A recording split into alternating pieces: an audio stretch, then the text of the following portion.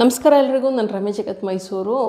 ನಮ್ಮ ದೇಶದಲ್ಲಿ ಒಂದಷ್ಟು ಜನರ ಅಕೌಂಟ್ಗಳಿಗೆ ಇದ್ದಕ್ಕಿದ್ದ ಹಾಗೆ ಹಣ ಹೋಗ್ತಾ ಇದೆ. ಒಂದಷ್ಟು ಜನ ಅಲ್ಲ, ತುಂಬ ಜನರ ಅಕೌಂಟಿಗೆ ಹಣ ಹೋಗ್ತಾ ಇದೆ.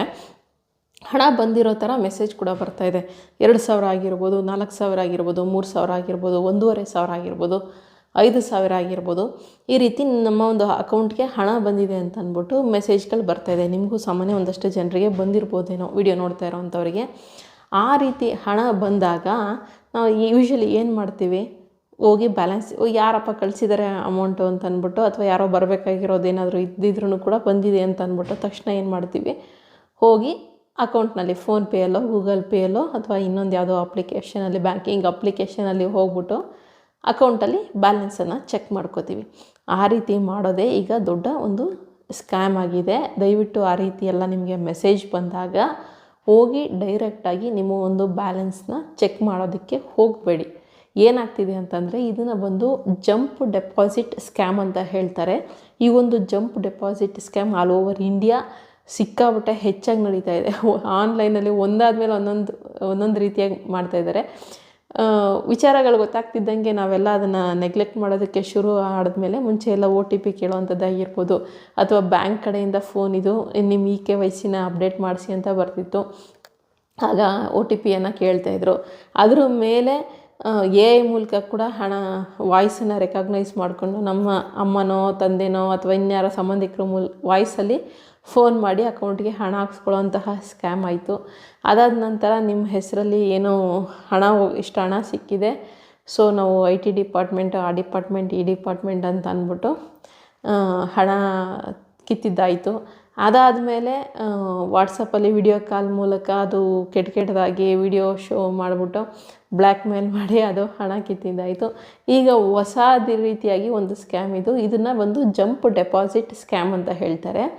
ಈ ಒಂದು ಏನಾಗುತ್ತೆ, ಈ ಒಂದು ಸ್ಕ್ಯಾಮ್ನಲ್ಲಿ ದಯವಿಟ್ಟು ತಿಳ್ಕೊಂಡಿರಿ. ನಿಮ್ಗೆ ಗೊತ್ತಿರೋರ್ಗೂ ಕೂಡ ಇದನ್ನು ವಿಚಾರ ತಿಳಿಸಿ. ಯಾಕಂದರೆ ಯಾರಿಗೆ ಬೇಕಾದರೂ ಮೆಸೇಜ್ ಹೋಗುತ್ತೆ. ಮೆಸೇಜ್ ಹೋದಾಗ ಆಟೋಮೆಟಿಕ್ಕಾಗಿ ಬ್ಯಾಲೆನ್ಸ್ ಚೆಕ್ ಮಾಡಿಕೊಂಡಾಗ ನಿಮ್ಮ ಅಕೌಂಟ್ನಲ್ಲಿರುವಂತಹ ಸಂಪೂರ್ಣ ಹಣ ಅವರ ಒಂದು ಅಕೌಂಟ್ಗೆ ಹೊರಟೋಗ್ಬಿಡುತ್ತೆ. ಸೊ ಅದನ್ನು ನಾವು ಟ್ರ್ಯಾಕ್ ಮಾಡೋದು ಸ್ವಲ್ಪ ಕಷ್ಟ ಅನ್ನೋ ರೀತಿಯಲ್ಲಿ ಆಗಿದೆ. ಆ ಕಾರಣಕ್ಕೋಸ್ಕರ ಈ ರೀತಿಯಾಗಿ ನಿಮಗೆ ಮೆಸೇಜ್ ಬರುತ್ತೆ. ಬಂದಾಗ ಇದ್ರ ಜಂಪ್ ಡೆಪಾಸಿಟ್ ಸ್ಕ್ಯಾಮ್ ಅಂತ ಏನಿದೆ, ಇದಕ್ಕಿದ್ದಾಗೆ ಮೆಸೇಜ್ಗಳು ಬರುತ್ತೆ.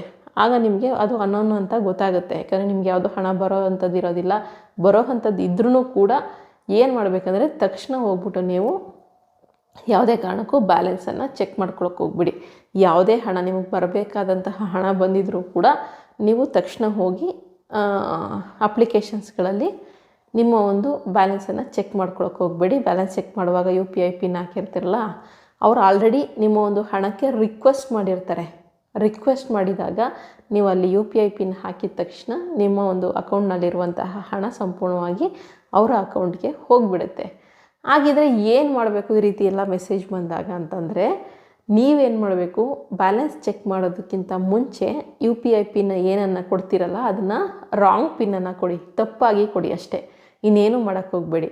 ತಪ್ಪಾಗಿ ಕೊಡಿ, ಅಥವಾ ಒಂದು ಅರ್ಧ ಗಂಟೆ UPI ಅಪ್ಲಿಕೇಶನನ್ನು ಯೂಸ್ ಮಾಡೋದಕ್ಕೆ ಹೋಗ್ಬಿಡಿ. ನಿಮಗೆ ಮೆಸೇಜ್ಗಳು ಬಂದು ಅದು ಜಂಪ್ಡ್ ಸ್ಕ್ಯಾಮ್ ಮೆಸೇಜ್ ಅಂತ, ಡೆಪಾಸಿಟ್ ಸ್ಕ್ಯಾಮ್ ಅಂತ ಗೊತ್ತಾದರೆ ಏನು ಮಾಡಿ, UPI ಅಪ್ಲಿಕೇಶನ್ಗಳನ್ನು ಯಾವುದನ್ನು 1 hour 2 hours ಯೂಸ್ ಮಾಡೋದಕ್ಕೆ ಹೋಗಬೇಡಿ. ಅಕಸ್ಮಾತ್ ಎಮರ್ಜೆನ್ಸಿ ಇತ್ತಾ, ನೀವು ಬ್ಯಾಲೆನ್ಸ್ ಚೆಕ್ ಮಾಡೋದಕ್ಕಿಂತ ಮುಂಚೆ ತಪ್ಪಾದಂತಹ UPI ನಂಬರನ್ನು ಕೊಡಿ. ಇದು ಒಂದು ಸೇಫೆಸ್ಟ್ ಒಂದು ದಾರಿ ಅಂತ ಹೇಳ್ಬೋದು. ತಪ್ಪಾದ UPI ಪಿನ್ ಕೊಟ್ಟಾಗ ನಿಮಗೆ ಯಾವುದೇ ಒಂದು ಅಮೌಂಟ್ಗೆ ರಿಕ್ವೆಸ್ಟ್ ಇದ್ರೂ ಕೂಡ ಅದು ತಪ್ಪಾಗಿ ನೀವು UPI ಪಿನ್ ಕೊಟ್ಟಾಗ ಅದು ಹೊರಟೋಗ್ಬಿಡುತ್ತೆ. ನೆಕ್ಸ್ಟ್ ಮತ್ತೆ ನೀವು ಸರಿಯಾದ UPI ಪಿನ್ ಕೊಟ್ಟೆ ಚೆಕ್ ಮಾಡ್ಕೋಬೋದಾಗಿದೆ.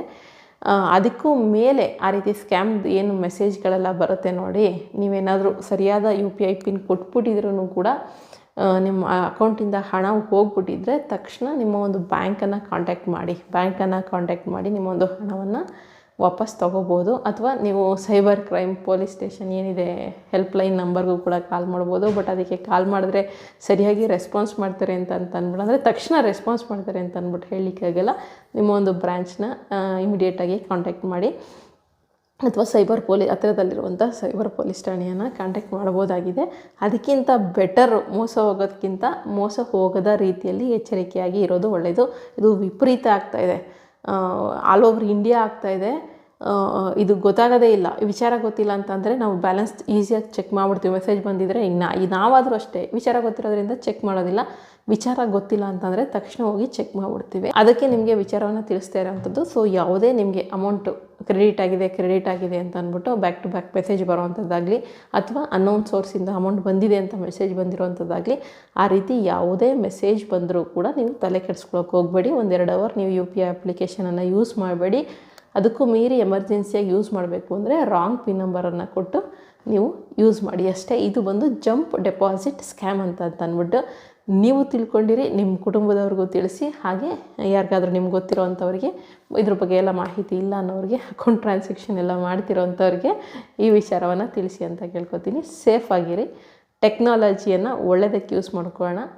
ಈ ರೀತಿಯಾಗಿ ಸ್ಕ್ಯಾಮ್ಗೆ ಬಲಿಯಾಗೋದು ಬೇಡ ಅಂತ ಹೇಳ್ತೀನಿ. ಮುಂದಿನ ವಿಡಿಯೋ ಜೊತೆ ಮತ್ತೆ ಸಿಗ್ತೀನಿ. ಧನ್ಯವಾದಗಳು. Thank you so much.